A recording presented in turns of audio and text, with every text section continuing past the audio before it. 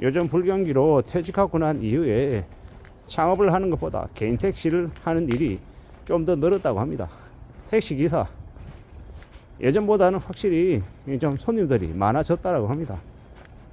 그리고 이제 창업을 해서 가게를 차려서 1억, 2억, 3억, 5억 들여서 장사한다고, 자신이 12시간, 14시간 시간을 쏟는다고 손님이 더 오거나 아니면 매출이 늘어나고 이익이 늘어난다 라고 장담하기가 어렵죠. 근데 택시기사는 그래도 오래 하면 오래 할수록 이 돈이 그래도 된다라고 하더라고요. 이 얘기는 제가 그냥 하는 얘기가 아니라 가까운 지인이 아버지가 이제 77세, 78세 이 정도 되시는데 하루에 12시간에서 14시간씩 일을 한답니다. 택시기사 일을. 근데 이제 택시 손님들이 좀 있어서 이 버는 돈은 괜찮다고 합니다. 웬만한 이제 직장인 이 받는 월급 이상은 번다고 하시더라고요. 자세히는 모르겠지만 대략 한 400에서 한 500만 원 사이를 버는 것 아닐까라고 추정해 봅니다. 그 금액보다 좀 작을 수도 있고요. 근데 이제 그분은 하루에 12시간에서 14시간을 꼬박 차에서 생활하시고 정말 이제 일을 이제 길게 하시는 거죠. 매일같이 일주일에 6일 이상을 일하시고 어떨 때는 7일 일하고 어떨 때는 6일 일하고 그렇게 하시는 것 같아요, 보니까.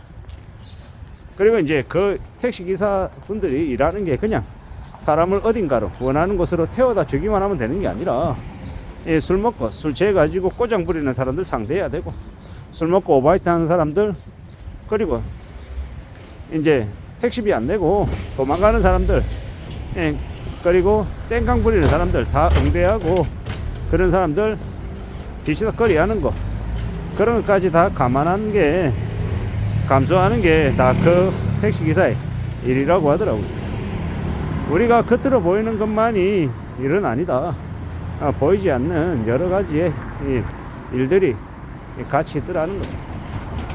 그래도 그럼에도 불구하고 언론에서 뉴스가 나올 정도로 택시기사 일이, 개인 택시 일이 괜찮다고 하는데, 상대적인 측면에서 봤을 때는 자영업 가게 창업하는 것보다는 나은 것 같습니다.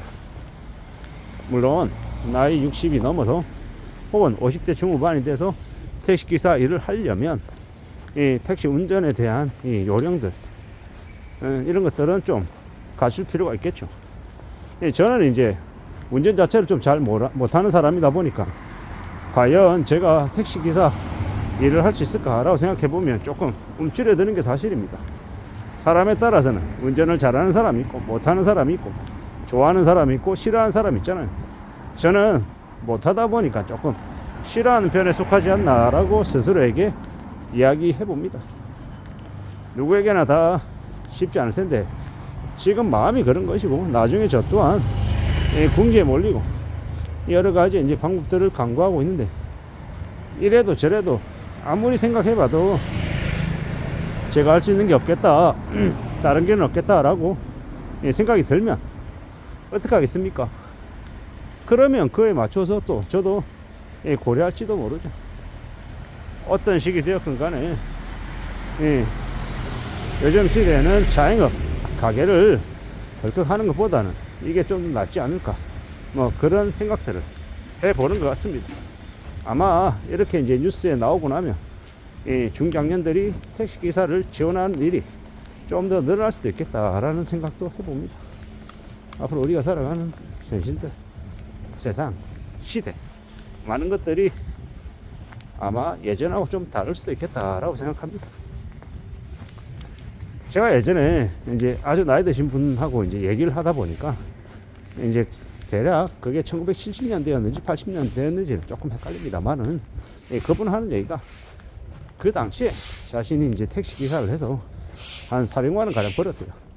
그 당시에 택시기사는 되게 선방의 직장이었다고 합니다. 지금 뭐 비행기를 조종하는 파일럿만큼의 인기를 구가했다고 하더라고요. 자기 동생들이 공무원이었는데 받는 월급이 100만 원이 안 됐다고 하더라고요.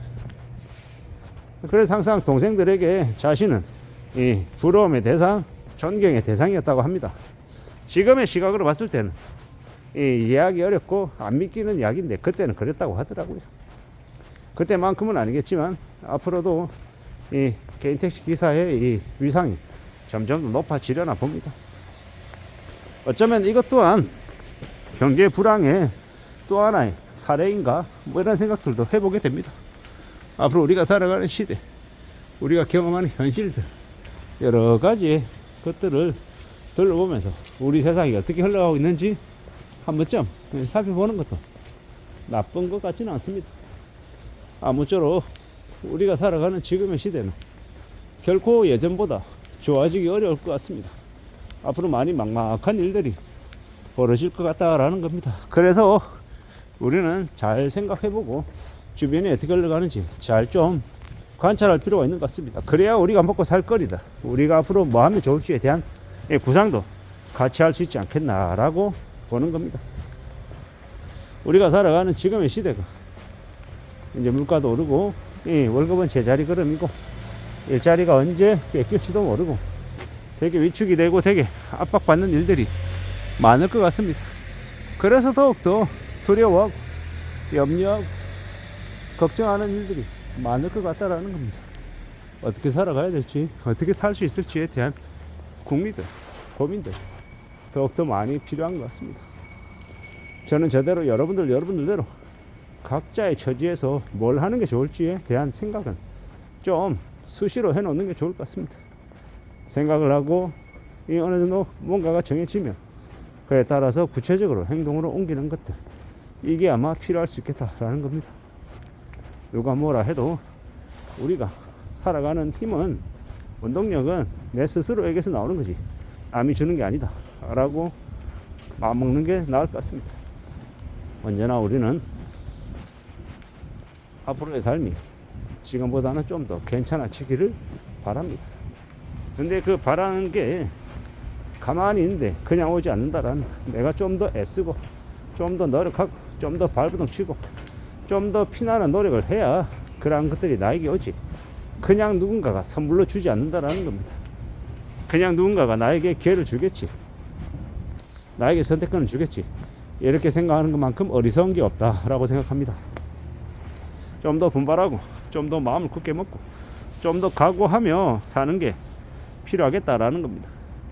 언제나 우리는 앞으로의 삶을 좀 더 잘 적응하고 잘 지내고 잘 극복하고 잘 만들어가기를 바랄 겁니다.